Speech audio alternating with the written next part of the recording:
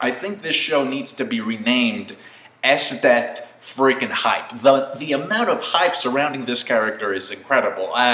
So much so that I put her on my channel banner. Check my channel banner. It's Esdeath, and all I can say is that I hope that she is worth the hype, because if she's not, then I'm gonna have to replace her with Obito on the banner. General freaking Esdeath, aka Miss Aokiji. She actually pulled an Aokiji in the flashback. She went over to this body of water, massive body of water, and touched it and was like, ice tide, to make a path.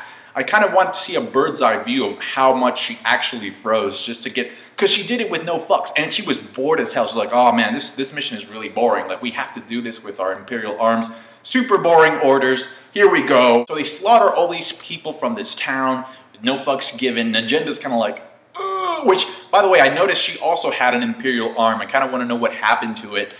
And that's how she left. But it's like, it's weird because they looked so much alike, Najenda and Esdeath. For a moment, I thought they were kind of sisters or something. Kind of noticed the fan service. There's a lot of tit shots, but I think that's only going to get worse in next week's episode, judging from the preview. The episode actually starts with mine, you know, bathing.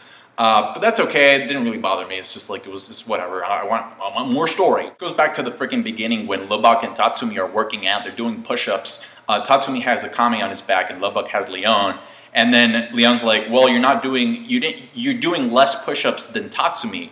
Well, I would have said, yeah, because your fucking tits are huge. But the meat of the episode revolves around us getting introduced to the Jaggers, or Aaron Jagger, whatever you want to call them. And that's done through Wave's perspective, which is the recruit that gets more quote unquote like what you would call not development but exposition in this episode. So even though all of them look cool, and we already knew Siryu, stupid bitch killed Chili, and Kurome, we know them, but the rest of them are kind of like, well, I mean, they look cool and all, but I'm not connecting with them because I don't know them yet. And I think that's one of the dangers that this show may actually encounter, is the fact that if it introduces more characters, since we already know that death is not censored and that, it happens to main characters and you don't really know who's going to go next, then you have to work at creating a type of connection between the characters and the viewer so that the deaths have some type of impact.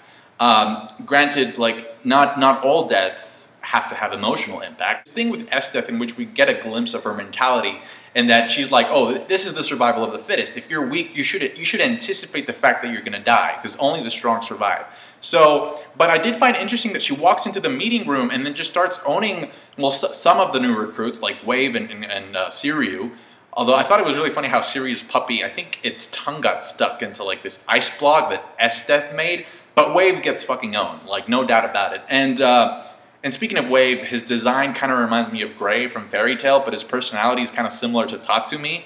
But anyway, my point is here is that, like, if she's under this doctrine of, like, the strongest will survive, and I do not tolerate weakness, then I think she should have punished. I mean, I'm not saying that I condone torture, but I think she should have punished Gray a little bit more. I just realized that I just said Gray instead of Wave.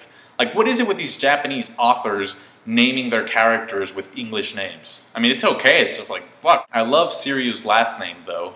Ubiquitous. Then there's like this guy called Run. R-U-N. And I'm like, are you fucking kidding me with these names? Come on. I guess next week we'll get introduced to 3 new characters called Chair, Dance, and Notebook. It's all about the Esdeath hype right now, for me at least. Anyway, she falls in love with Tatsumi because they have a little fucking stupid tournament to see if, I guess, who wins Chili Scissors or whatever the fuck. He goes in and he beats this fodder. And the reason why I'm calling him a fodder is because to Tatsumi, like, that is a fodder character. It's like he sliced up a dragon in episode 1. I kind of want to know what Esdeath's concept of love is. Because it's like, you're a fucking psychopath. Now, I'm not saying that she's incapable of love. I want to know what this does for the story, because this could actually be a very good thing in Night Raid's favor, or it could turn into something very, very dangerous very fast. Kame finds out about what happened, and she just says, well, fuck it, we gotta move.